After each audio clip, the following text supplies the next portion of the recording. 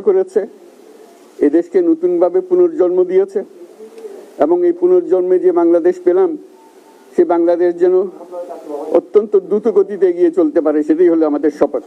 সেটা আমরা রক্ষা করতে চাই, এগিয়ে যেতে চাই। আজকে আবু সাঈদের কথা মনে পড়ছে আমাদের, যে আবু সাঈদের ছবি বাংলাদেশের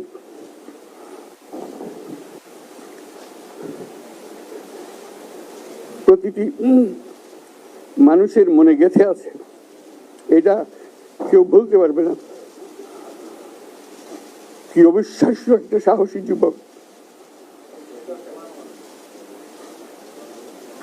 বন্দুকের সামনে দাঁড়িয়ে আছে এবং তারপরে থেকে কোনো যুবক, কোনো যুবতী আর হার মানে নাই, সামনে গিয়ে গেছে এবং বলছি যত গুলি মারো, মারতে পারো, আমরা আছি। তো যার কারণে এটা সারা বাংলাদেশ